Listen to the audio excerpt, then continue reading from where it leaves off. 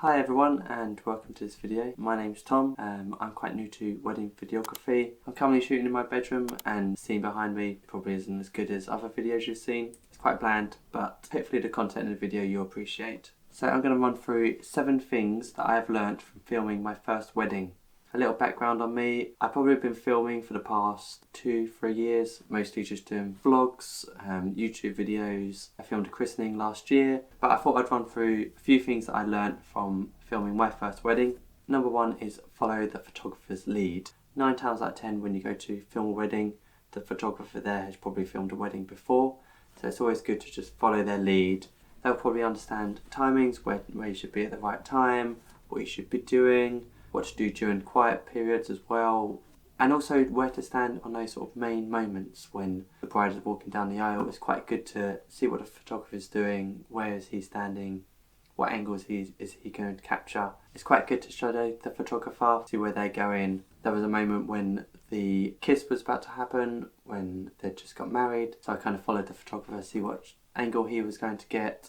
It's always good to build a good relationship with the photographer. They can give you advice on which angles to shoot, where you should stand. It's always good when they go off to take photos with the couple, you go along with them, and he gives you time to take your shots that you want, and he can also help you try and get which shots you need for your video as well.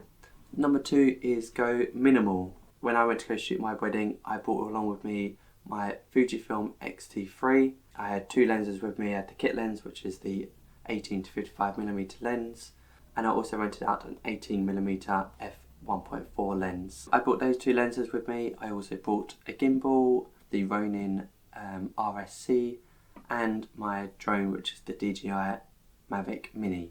I was very comfortable with using my Fujifilm camera. I've used it for so many years. I'm comfortable using it. I know all the settings. So my gimbal, however, I probably only used it a handful of times, and I wouldn't say I was very confident using it. It did bring quite a bit of stress. Videos that I've watched before, you notice a lot of gimbal shots, you notice those kind of pan moments. So I want to try and replicate those, so I brought my gimbal with me. I was walking down the aisle trying to get those shots of the aisle, get shots of the location. I wasn't very confident using it, and the shots I actually filmed with my gimbal I didn't use in the final edit. I also brought my drone with me. I've used it a lot of times and I'm comfortable using it. That I had a stressful moment, the drone just wasn't working on my phone. Annoyingly, I probably should have checked that my drone and phone were synced for the wedding, but I hadn't, so when I had a bit of time to use my drone, it wasn't connecting at all. I couldn't connect to the drone. Tried uninstalling the app and reinstalling it, and the signal there wasn't that great. There was Wi-Fi, but that wasn't great either. So it took a lot of my time trying to figure out why it wasn't connecting. Eventually it did connect and I got some drone shots, which I'm very happy I did because it kind of set the scene of the wedding. It was very stressful at the time. Make sure everything is updated on your phone, camera, whatever device you're using. Number 3 is audio matters a lot.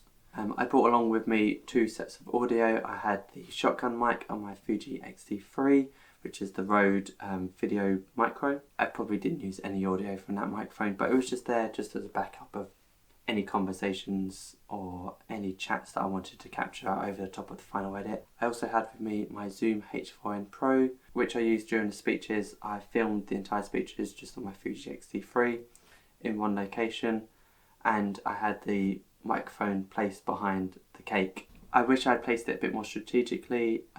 Where the flowers were on the head table, I probably could have hidden it in there and got a bit better quality audio. And going forward, I want to make sure I have good audio. I'd like to try and invest in some lapel mics, some wireless lapel mics that I can attach to the groom. Make sure I can capture audio during their ceremony and get some good audio during the speeches. Next one is stock up.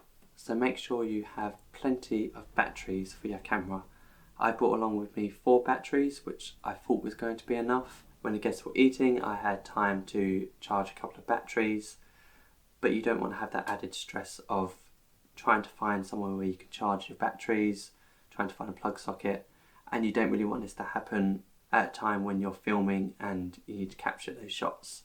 So yeah, make sure you bring plenty of batteries. I'm probably going to invest in some more batteries, just to make sure that they're all charged before the wedding and I don't have to run around trying to charge them. Next one is get your timings right. I'm not sure if this is the same for every wedding, but for the wedding I did, I arrived way too early. in the sense that I was probably 4-6 hours before the ceremony time. If this is your first wedding, you could feel quite lost, not sure what to do during those 6 hours.